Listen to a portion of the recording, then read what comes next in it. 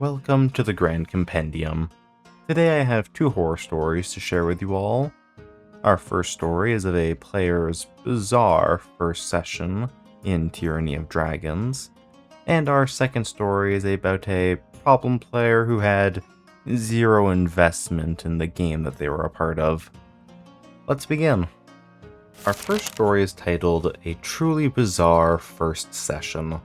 This post is longer than I realized it would be, but I feel it is necessary to go through the whole thing so you can understand what these 4 hours of my real life felt like.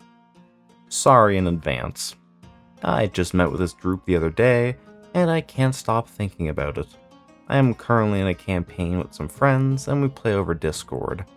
But over the last few months, I've been craving the in-person experience. So I joined the Discord for a nearby games shop that hosts games, and looked around for a group to join.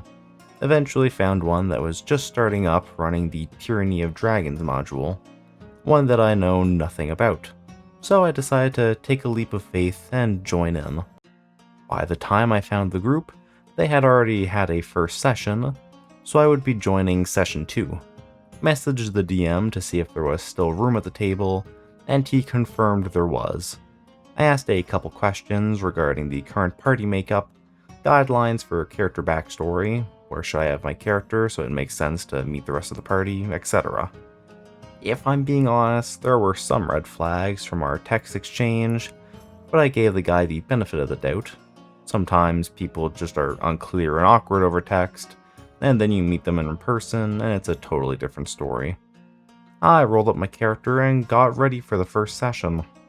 I honestly think the best way to tell this story is to just go through the session as a whole. I was running a cleric, also in the party was a druid, warlock, and a monk. Everybody arrives, I introduce myself, and get ready to start. The DM puts down a map, the returning players put their tokens where they left off, and points to where I should place mine. I have no context for what is happening at this point.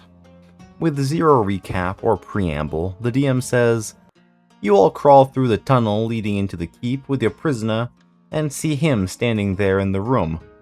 He then gestures to me to describe my character, which I do, and then freeze because I have no idea what's going on.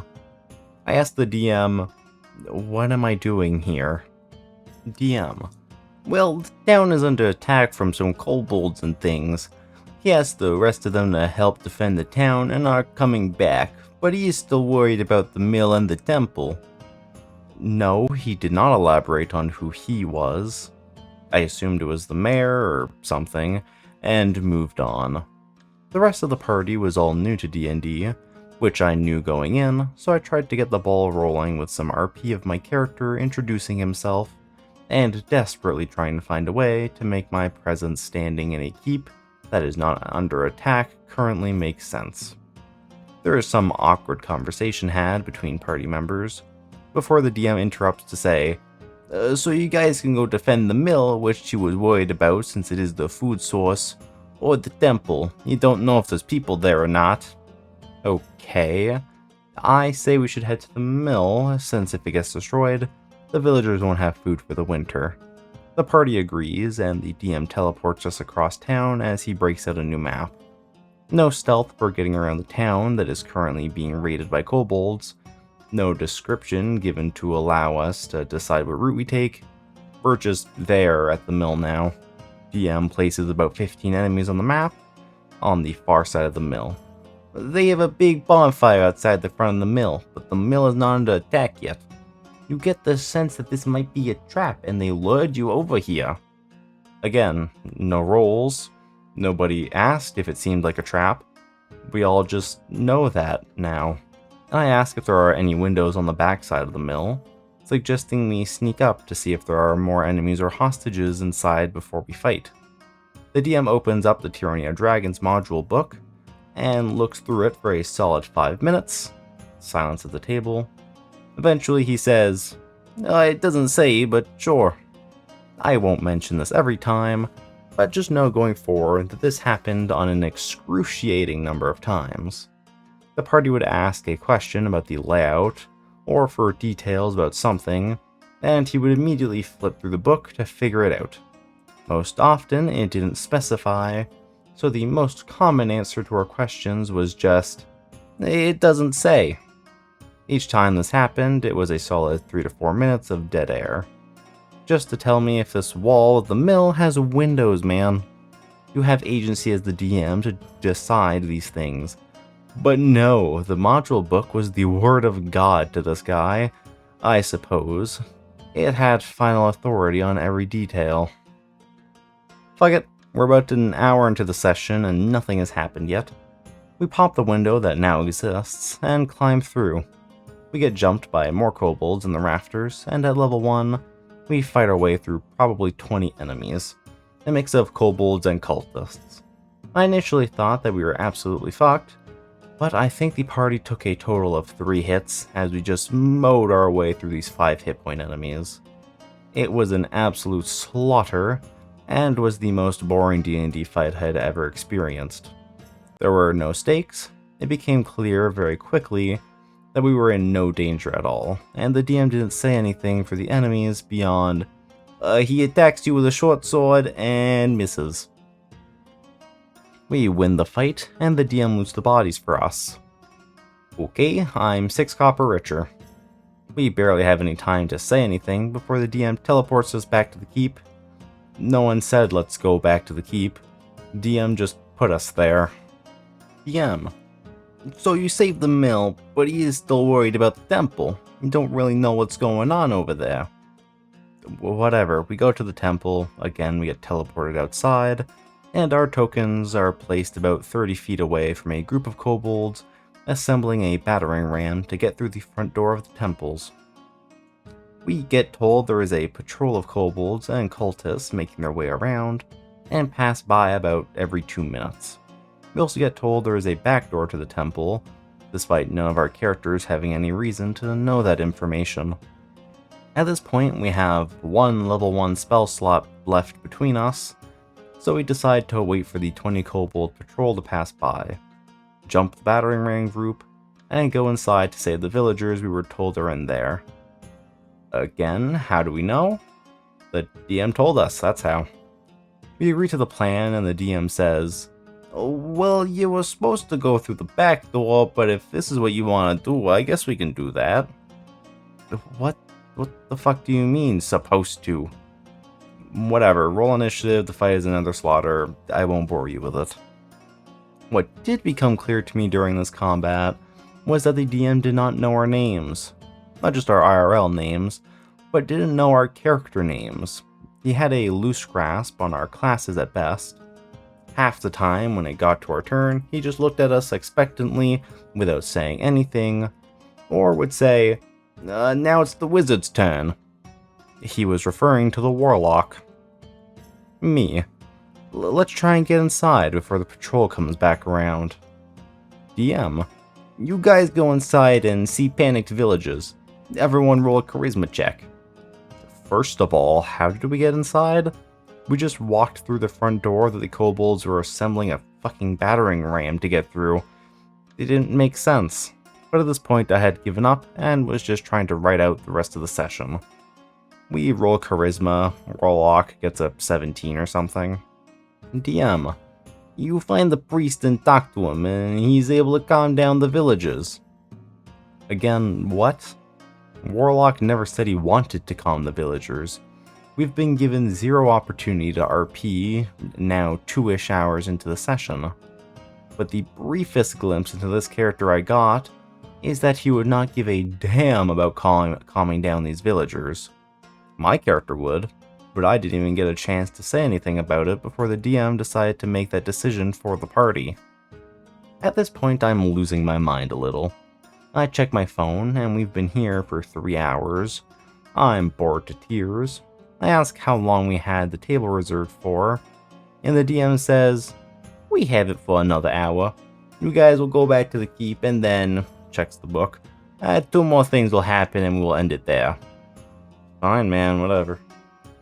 At this point, I'm fighting to allow the party to actually talk and make a real plan. We don't have long to get these villagers out. That patrol is going to come back around soon and see all the dead bodies outside.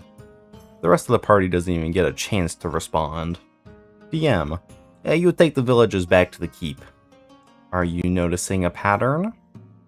We get back to the keep, and the DM asks us all for a perception check. The monk gets disadvantaged because it reminds you of something from your nightmares, and it scares you. Backstory stuff, I guess.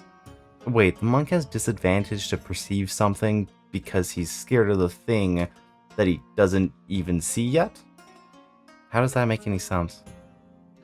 We roll. There's a blue dragon flying above the town using its breath attack to obliterate whole houses. Good thing we rolled perception. That's not something we would have seen otherwise.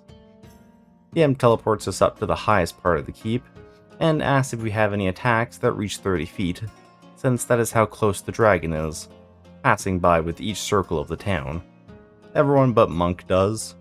DM says, okay, roll attacks. Buddy, we are level 1. I do not want to fight a dragon. That is suicide. We roll attacks. Some hit, some don't.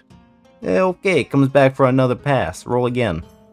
At no point did the dragon retaliate or come after us, taking pot shots at it. There was no strategy. We just rolled attacks for 5 rounds, until we did enough damage to scare it off, I guess. I'm losing my mind at this point. I want to go home. The party just fought a blue dragon, and it literally did nothing to try and stop us. I've made up my mind that I'm not coming back to this table, but keen-eyed viewers will remember that the DM told us there were 2 more things that would happen before the end of the session. We aren't done yet. DM. Walking into the courtyard is a guy that kinda sorta looks like this. It holds up the book to show us an illustration of the character. There are kobolds with him, and the woman and 3 kids are in chains. He says, "Send your strongest warrior to fight me or I will kill them." The mayor says, "Please fight him." You'd think that this is his family. We all kind of look at each other. I try for a moment to come up with a plan to send one person down, while the rest of us stand at the ready to attack if things go bad. Doesn't matter. DM says, "No, you don't want to fight this guy. He'll kill you. But the villagers will heal you for whatever happens." I'm mad at this point. Warlock seemed like he wanted to go, and had the most hit points left out of all of us. We ignore the DM. Warlock heads down for one-on-one combat with this guy. I'm just here for the show. Warlock gets hit for 32 damage. Now I know rules is written that there is no way that this is not at least double the HP of a level 1 character, and that Warlock is fully dead. No death saves. DM says, the guy who killed the Warlock, says, "Yeah, that's all you can offer, you are puny," and releases the hostages. He and the kobolds leave, the villagers heal you up, you're fine. You guys are level 2 now. He then starts packing up his stuff. I guess that's the end of the session. To my surprise, the rest of the players seem to have enjoyed it. No shade to them. If they had fun, more power to them. But by God, there was no way in hell I was going to return to this table. Everything I had done prior to this, deciding who my character was, and his personality, meant literally nothing since my character hardly got a chance to speak before the DM teleported us somewhere, or had us slogging through the most boring encounters I have ever experienced. I knew I was taking a risk joining a game with people I had never met before, and as I mentioned, there were some red flags even before the session, but I truly had no idea how bad it could be. At the very least, I've got a well-rounded dwarven cleric to try and run at whatever game I find next. Hopefully it goes a little better than this one. Thanks for reading if you made it this far. End of story. This was definitely a weirder story. My guess is that either the DM wanted to run this module like it was just a meat grinder of kobolds, that, or he may just be a newer DM and hasn't fully grasped all the intricacies of DMing just yet.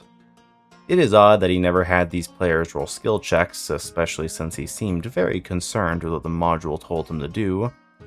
Personally, though, I've never been a fan of many of the official modules. I don't really like the way they're written, especially the way Tyranny of Dragons starts. I don't like that the whole module pretty much tells you to just run a bunch of random encounters before moving on to the main story. My point is that this DM may have felt similarly to that and just wanted to rush forward to the combat encounters. Though it seems that the DM doesn't really like combat either. That dragon encounter was, as far as I can remember, nothing like what it should be in the module. If I'm remembering right, the dragon just flies around, breathing lightning at guards on the roof, until it gets damaged enough to fly off. Again, I'm not a fan of how this is written. I think having a combat that is just a strong enemy ignoring the party, while still presenting it like it's a regular fight, is just kind of boring. But anyways, that was kind of a tangent. If this DM is new, then I think their errors could be excused with time. But if they were claiming to be an experienced DM, then they were making plenty of mistakes. And it could be good for that DM to sit back, maybe be a player for a bit, and learn some things that could help them improve. Because I don't think this DM is completely hopeless, and they can very easily improve their skills. But anyways, that's all I'm going to say for this story, so let us move on to our second story. Our second story is titled, Player Never Pays Attention and Hates Rolling Dice. Hello, I've played ttrpgs for about 7 years or so, and I've been both player and DM/GM for many different systems. But this story is about my first time DMing. This story takes place about 5 years or so ago. At the time, I had only played D&D 5e, so that's what I went with. The campaign was a homebrew world, and the tone was goofy with heavy undertones.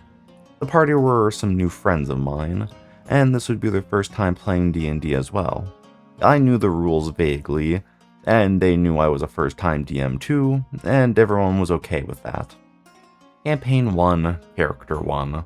The party started at level 1 in a small town. They had all been gathered there by a person referred to only as M, and they had to find this person as they were the quest giver, kind of. After looking around town for a while, they gave up and went to the nearest tavern, where they found him. He was my Moon Elf Monk DM PC that was going to be their kind of wacky, goofy mentor.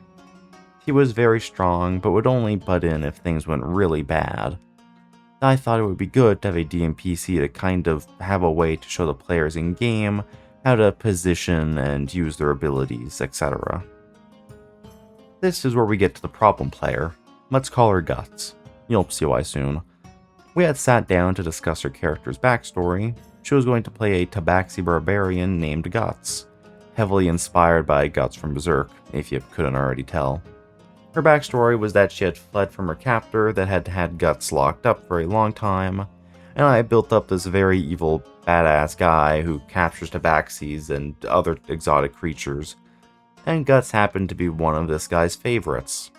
Guts played her character as a silent edgelord guy in the corner, who didn't say or think anything when anything happened. I tried on numerous occasions to include her in the conversations, and if she had any reaction, but nope, just stay silent, and yes, she said the famous line. It's what my character would do. It wasn't just her character that didn't do anything though. She would constantly be either on her phone or be drawing on her iPad, which is no problem, but with music in her AirPods.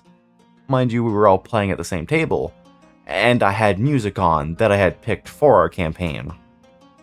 The other 4 players all had fun playing, and they would also try to include Guts, but with little to no avail. She would come to me and say that she didn't like playing D&D because she didn't feel like her character was cool enough. At this point, their characters were level 2. I said that, I understood, but that their characters are only level 2. And as you level up, you're going to get cooler and cooler. She argued that rolling dice made no sense and that her characters should just hit the enemies. That had me dumbfounded. The whole reason of rolling dice is to leave it up to chance. Otherwise, D&D and other TTRPGs lose all of its meaning. At that point, why not just go play a video game? or we could all just sit around the table and just talk about what happens. Guts also constantly brought up her D&D that she apparently played over Discord, which was one-on-one with the DM. She explained that the DM would narrate what was happening, and then she would do/ask something, and the story would move on. This D&D was strictly text-based, with no dice rolls. Apparently the DM would just say yes or no if her character could do something. She would bring it up every time something bothered her. This isn't like my D&D. In my D&D it would have just worked. Guts would also ridicule me for my goofy fantasy names or places and characters. Sure, everyone would chuckle, but it was worse from her, often bringing it up during school, and would just be generally annoying. Guts complained that her character wasn't like Guts from Berserk, like she had envisioned it. And every time I would give her the same answer, "You're just level 2-3, you'll get there." But she wasn't having it. She would text us that she wasn't coming to our sessions, and everyone had to spend 30 minutes encouraging her to come, just for her to end up sitting there and listening to music while drawing. And when it came to her turn in combat, she would say, what's happening?" And I'd have to explain the 8 turns of combat for her. I was at my wit's end. She wasn't enjoying it, I was annoyed at her, and started feeling anxious and self-conscious about any new location they were going to. Is this name good? Will they laugh at this one? It was not a great time. Campaign 1, Character 2? But then she said she wanted to make a different character. Hope returned to my eyes. Yes, let's do it. What did you have in mind? Yeah, I want to play a healer. Okay, so a cleric? Because we already had one cleric. Maybe a paladin or a bard. No, I found this homebrew healer class. Oh, let me just check that, and yeah, sure as hell, this class was mostly just a pure healer. Guts continued. I want my character to play like Mercy from Overwatch, just a healer.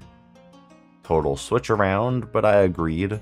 This class didn't seem mega overpowered, so we went with that, and then miraculously, all of her bad traits vanished. She started participating more, engaging with the NPCs, story, and the other player characters. We even had an emotional moment with her character, and we both got teary-eyed. Then, due to schoolwork and other stuff with the players, we couldn't play as much anymore, so the campaign fizzled out sadly. Campaign 2, Character 3. But our story doesn't end here, friends. No, in fact, I started another campaign with Guts, one other player, let's call them Tiefling, and an internet friend of ours, so we moved to playing D&D over Discord voice call with our cameras on. Well, all of us except Guts, of course. Now, this campaign was much darker and more serious, inspired by Dark Souls and Berserk and other medias. And, well, let's just say I threw this one together very haphazardly over the course of 2 weeks, which meant this campaign was very sloppy. But anyways, we were going to make the characters, and this time, Guts is going back to a very edgy guy again. She wanted to play a Shatter Kai that had escaped the Shadowfell, and had these pain bracers that were constantly piercing her character, for him to stay in this realm. And was surprised to no one, she immediately became uninvested, and didn't react to anything again. The only thing she reacted to was my weak NPC that they started with. She constantly tried to get rid of him by trying to just straight up kill him, or tell him to wait in a town while they planned to leave him behind. The other players had to constantly try to save him, and when they did, she would grunt and get mad and ask them why they would save him. This campaign only lasted a few sessions, though after which Guts was only ever invited for one session of a cyberpunk campaign, where she was as uninterested as ever, and all the other players had had enough of her. Now, a few years later, we have cut contact completely with her, because she wasn't really a good person, and we're all happily playing ttrpgs without her. TLDR, player gets frustrated about rolling dice, and hates engaging with the story and other characters, because that's what her character would do. Thank you for reading this little horror story of mine. For years I thought I wasn't going to upload this, because there are way worse players and games than what we had gone through. But today I just figured, why not? Anyways, thanks again. End of story. I'm feeling a little bit mixed on this story. Firstly, I do think that Guts is completely uninterested in the game and would rather be doing something else. Which begs the question, why continue inviting her? And even worse, why spend half of an hour trying to get her to come and play with you when she specifically said she didn't want to? I certainly do see some elements of a player with some main character syndrome in Guts, but clearly she isn't derailing the game or doing anything for that matter. I'm going to flame our OP a bit here too. Why do you need a DMPC mentor in your game? I feel like I've heard so many horror stories where a GM says, my DMPC is only going to help if you really need it, and then it leads to that DMPC becoming the main character. I understand, to some extent, having a DMPC to show new players the ropes, but it's a fine line to be balancing on. If you overstep as the DMPC, then it may have the opposite effect and result in your players relying on the DMPC instead of making their own decisions. Also, why is there a DMPC in that last campaign? It kind of contradicts that reasoning, which makes me think that Guts' issue could have been the DMPC. In both parts, where we were explicitly told there was a DMPC, she was uninvested. Now, of course, the DMPC could have still been around when she introduced her second character. There's no mention of that DMPC anywhere in that part, so I have no clue, that's just a guess. As for her drawing and listening to music at the table, we've already established that she generally had no interest in the game, though I would still like to give my opinion on this. I personally don't like it when players are distracted at the table, especially if it's with something that stops you from hearing the rest of the people around you. It's disrespectful towards the GM who put effort into your game, and towards the players as well, who hopefully all want to be playing this game. It's even worse if that person starts showing things on their phone to other players and distracts everyone from what's going on. Now, I'm not saying you should have your phone hidden away or something. I have no issues with someone checking their phone for messages or something. I do that myself. But anyways, I went on another tangent. So I won't be keeping you all here for much longer. If you liked the video, please like, comment, and subscribe so that you know when these videos are released. And with that, I hope you have yourselves a good day.